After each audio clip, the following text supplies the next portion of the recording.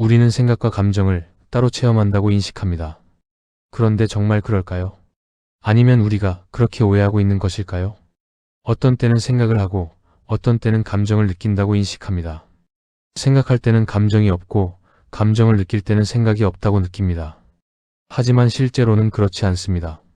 생각과 감정은 분리되어 있지 않습니다. 그 둘은 항상 함께 존재합니다. 우리가 단지 하나에 더 집중되어 있을 뿐입니다.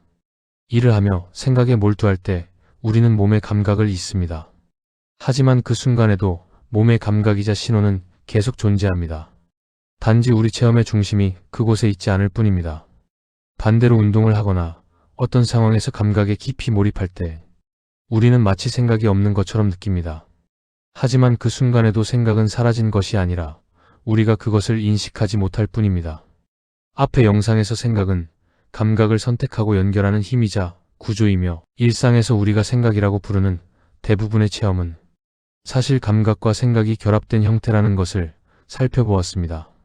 그리고 여기서 또 다른 중요한 오해가 있습니다. 우리는 생각과 감정이 서로 따로 존재한다고 믿지만 실제로는 그렇지 않습니다. 그렇다면 왜 우리는 그것을 분리된 것처럼 느끼는 것일까요? 그 이유는 영과 혼의 공명에 있습니다. 인간은 기본적으로 미시적인 차원, 곧 전자기적인 힘이 더 큰 영역에서 살아갑니다. 그래서 우리의 기본적인 체험은 감각과 감정, 곧 혼의 체험이 중심이 됩니다. 반면 영의 생각은 중력이자 거시적인 차원의 힘입니다. 이 힘은 우주 전체의 구조를 만들며 상쇄되지 않기에 저 멀리 있는 별과 은하의 중력도 여기에 존재합니다. 하지만 우리가 살아가는 영역에서는 바로 옆의 지구와 달의 중력 외에는 영향이 없어 보입니다. 전자기력에 비해 무시할 정도로 작기 때문입니다.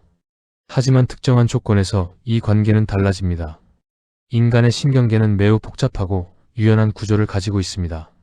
이 구조가 영의 힘과 공명할 때 미약했던 영의 영향은 크게 증폭됩니다. 그 결과 우리 뇌의 전자기적 감각의 연결은 단순하고 고정된 구조를 넘어 매 순간 변화하는 복잡한 패턴과 구조를 형성합니다. 이 복잡한 구조가 곧 감각의 방향성이고 우리의 가치이자 의미입니다. 영의 힘에 의해 매 순간 뇌에서 어떤 감각들이 켜지고 어떻게 연결될지가 변화합니다. 이 변화가 바로 인간의 생각입니다. 그래서 우리의 생각은 뇌에서 생성되는 것이 아니라 뇌가 이미 존재하는 구조의 실시간으로 조율되는 과정에 가깝습니다. 그리고 이 공명의 가장 대표적인 형태가 바로 언어입니다. 우리는 언어를 순수한 생각이라고 여기지만 실제로는 그렇지 않습니다.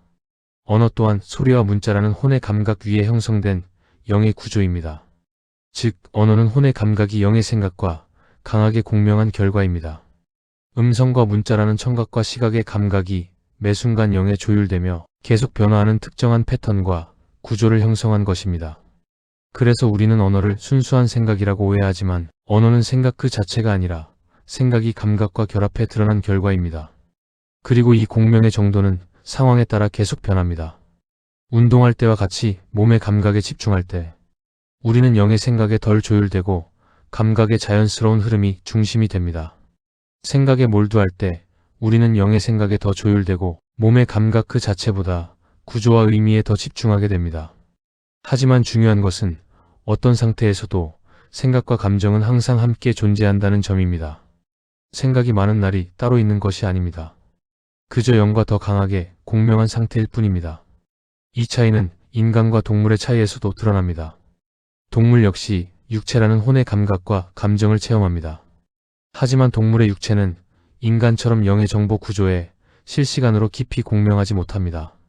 그 결과 인간처럼 감각이 매 순간 영에 의해 의미와 방향을 가지며 조율되는 생각이라는 체험은 제한적입니다.